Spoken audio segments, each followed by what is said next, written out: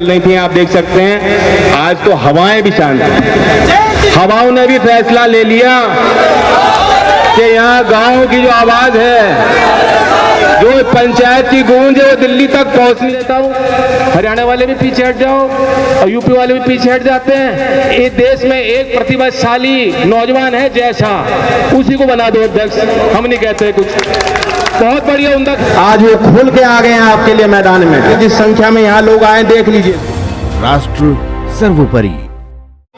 जहां एक तरफ केंद्र की सरकार 9 साल का जश्न मना रही है, क्या 9 साल पहले भी देश में ऐसा माहौल होता था कि जब किसी के खिलाफ जो पीड़ाएं हैं, उसकी पीड़ाओं के विरोध में कोई अपनी बात रख रहा है, कोई पीड़ित है, उसके खिलाफ ऐसा माहौल बना दिया जाता है कि उनकी जातियों की तलाशी होती है।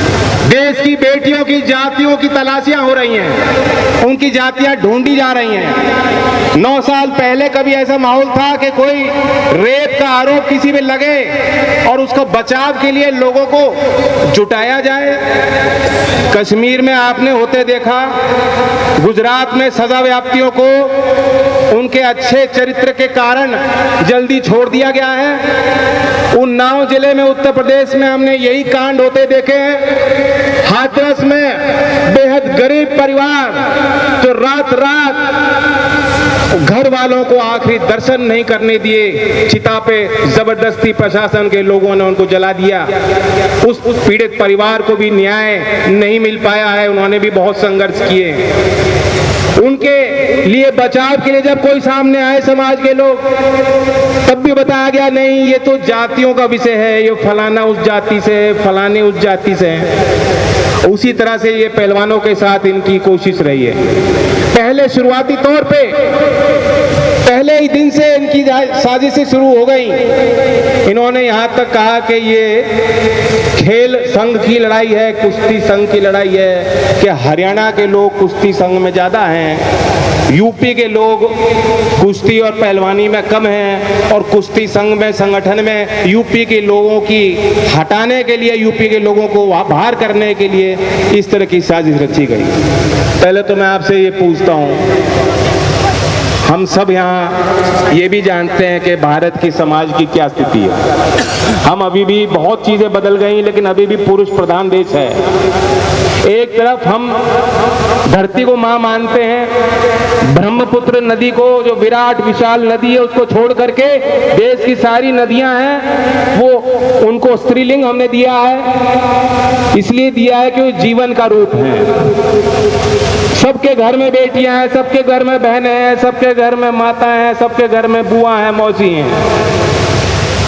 बिना मातृशक्ति के जीवन संभव नहीं है, लेकिन फिर भी हमारे देश में बराबरी नहीं, गैर बराबरी बढ़ती जा रही है। और इस देश में माहौल ऐसा है कि कई महिलाओं के साथ जब उनके साथ ऐसे कृत्य होते हैं, वे खुलकर अपनी शिकायत भी नहीं रख पाती हैं। उन्हें न्याय नहीं मिलता या उन्हें न्याय की उम्मीद नहीं होती समाज से।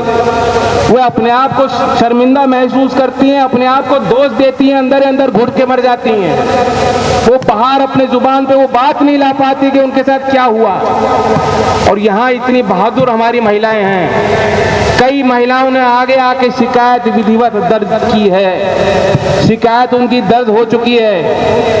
देश के सभी लोगों को ज्ञात है, देश के अखबारों में एफआईआर छप गई है। जो अब तक बचाव करने में लगे थे कि झूठी मूठी बात के कोई एविडेंस नहीं है, शिकायतकर्ताओं की सारी सूचनाएं आप सबके पास पहुंच गई हैं, उनकी पुष्टि भी की गई है। अंतर्राष्ट्रीय रेफरी ने करी, अंतर्राष्ट्रीय रेसलर ने करी, अंतर्राष्ट्रीय हमारे जो पटल पे जिन लोगों ने देश के लिए कुर्बानियां दी हैं, खून पसीना बहाया, ऐसे ऐसे सम्मानित लोग आगे आके बता रहे हैं कि शिकायत है। तब भी ये आरोप लगना कि ये कुश्ती संघ की लड़ाई है, मैं तो कह देता हूँ, क्योंकि हरियाणा की धरती पे है, यहाँ बहुत बड़ा सम्मान, बहुत बड़ा मेल है। मैं यूपी से आज आया हूँ, यूपी के उन जिलों से लोग आपके बीच आए हैं जो नेपाल के बॉर्डर से चल के लोग आ रहे हैं, पीलीभीत लखीमपुर से आ रहे हैं। तो ये मत सोचना हम लोग तो एक ही हैं, रोटी बेटी का सामाजिक तौर पे हरियाणा और उत्तर प्रदेश के लोगों में कोई फर्क नहीं है, बल्कि उत्तर भारत में एक ही संस्कृति है। जो गांव देहात की एक ही संस्कृति, भाषाएं बदल जाती हैं, पानी बदल जाता है, लेकिन आदमी की नैतिकता, हमारा जमीर, हमारा जुनून, हमारी लड़ाई, हमारा खून, हमारा डीएनए एक ही है। ये आपको याद रखना चाहिए। और फिर भी क्योंकि यहाँ सभी राजनीतिक पार्टियों के लोग आए, प्रतिनिधि आए, अपने तरीके से वो साथ भी हैं खेल इनके खिलाड़ियों के साथ। हमारे हनुमान जी यहाँ नहीं हैं, वो भी बयान दे रहे हैं, लगातार कर रहे हैं राजस्थान में। चंद्रशेखर जी यहाँ आपके बीच आए, मैं आया हूँ, विभिन्न पार्टी के प्रतिनिधि हैं। दीपेंद्र हुड्डा जी नहीं है, मैं भी उनसे लगातार बात करता हूँ, वो भी लगातार बातचीत कर रहे हैं, वे भी लगातार चिंतित हैं। जंतर मंतर पे भी कई बार गए और उनके पिताजी ने यहाँ मुख्यमंत्री रहते खिलाड़ियों के मान सम्मान के लिए बहुत प्रयास किए और खेल नीति व्यवहारिक बनाई थी। फिर भी अगर कोई आरोप लगा रहा है कि कुश्ती संघ की लड़ाई है, बहन बेटियों के आबरू की लड़ाई नहीं है, मैं तो उन्हें कह देता हूँ, हरियाणा वाले भी पीछे हट जाओ और यूपी वाले भी पीछे हट जाते हैं। इस देश में एक प्रतिभाशाली नौजवान है जय शाह, उसी को बना दो अध्यक्ष। हम नहीं कहते कुछ, बहुत बढ़िया उमदा खिलाड़ी है वो, उन्हीं को अध्यक्ष बना दो, कोई खिलाड़ी भी आपत्ति नहीं करेगा। लड़ाई बहुत बड़ी है, कहाँ ले जा रहे हो उस बात को? क्या मतलब है उन बातों से? मैं सार्वजनिक तौर पर कह चुका हूं, आज इस मंच से फिर कहता हूं, ये कोई राजनीतिक लड़ाई, हमारे आपस की झगड़े की लड़ाई की बात नहीं है। मैं अपने पार्टी का राष्ट्रीय अध्यक्ष हूं, लेकिन राष्ट्रीय अध्यक्ष बाद में हूं। मैं राज्यसभा का सदस्य हूं आपके आशीर्वाद से, लेकिन राज्यसभा की सीट बाद में है। मैं पहले भाई हूं अपनी बहनों का, इन पहलवानों के साथ।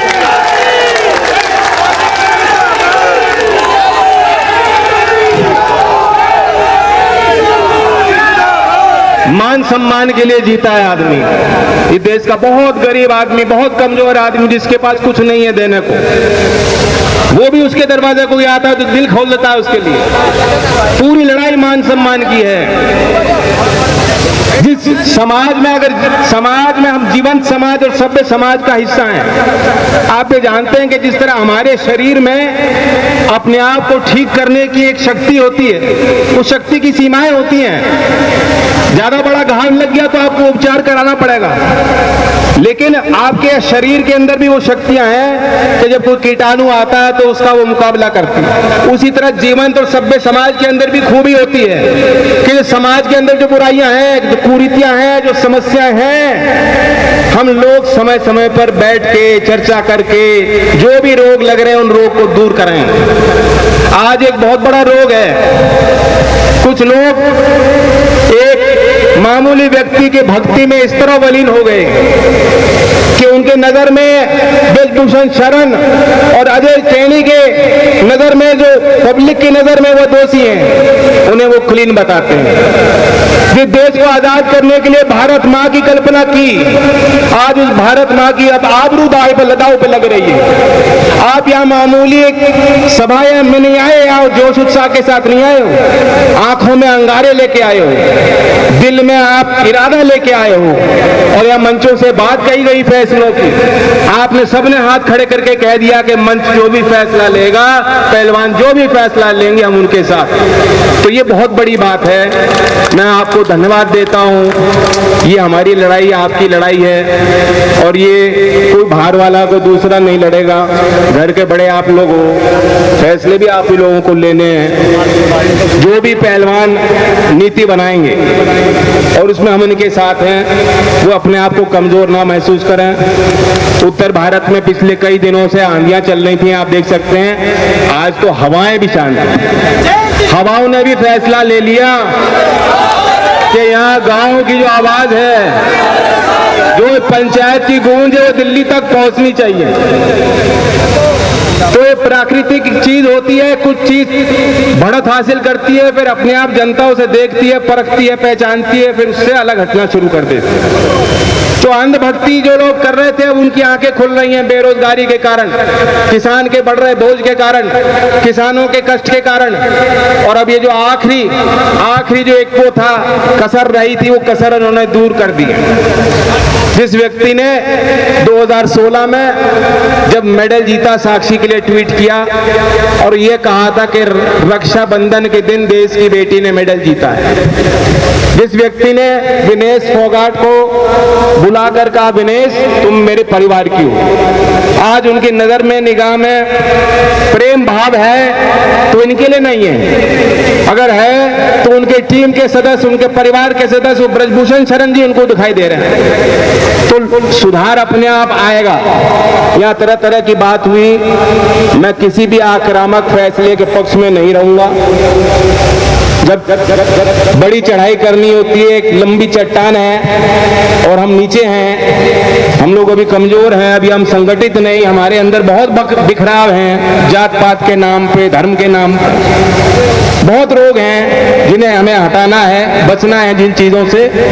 तो चढ़ाई एकदम नहीं होगी, एक कदम लेके हमें देखना होगा, अपनी शक्तियों को फिर संगठित करना होगा, एकाग्रता के साथ आगे बढ़ना होगा, धैर्य के साथ आगे बढ़ना होगा। मैं पहलवानों को भी कहता हूं, आप ये मत सोचिएगा कि एक पंचायत हो जाएगी, वो फैसला हो जाएगा और आपके हित में सरकार जो आज सोई हुई है वो जाग जाएगी, ऐसा नहीं है। इस सरकार की नीति है, जनता लाख बार कह दे, ये अपनी आंख जानबूझकर इन्होंने बंद रखी है। जब इन्हें आपकी जरूरत होती है, आपको बगल में रखकर इन्हें को लाभ दिखाई देता है तो बिना न्योता दिए आपको हाथ पकड़ के लाते हैं।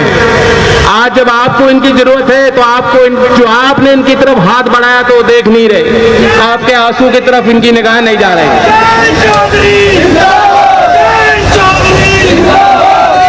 तो पहलवानों को भी रेडी होना होगा, लंबी लड़ाई हो सकती है लेकिन ये न्याय संगत लड़ाई है। कोई भी चीज जो ईमानदारी से की जाती है, पूरा दिल लगा के की जाती है, उसमें आप हार नहीं सकते हो। ये देश, पूरा देश आज खड़ा हो गया आपके साथ।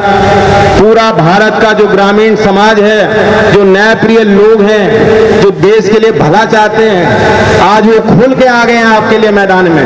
ये हमारी लड़ाई, साझी लड़ाई है। मैं आपको यही कहना चाहता हूं कि जिस संख्या में यहाँ लोग आए, देख लीजिए, पंचायतें और भी होंगी, और आपने जो सुझाव रखा वो मुझे कुछ समझ में आया।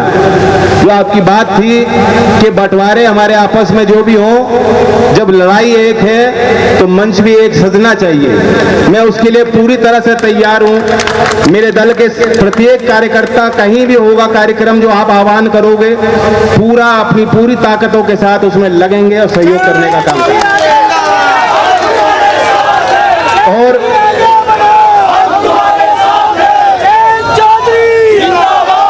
मैं सतपाल जी की बात सुनना चाहूँगा गौर से, बहुत उनको लंबा अनुभव है और मैं धन्यवाद देता हूँ चारुनी जी को, संगठन को, तमाम सामाजिक लोगों को जिन्होंने मंच तैयार किया।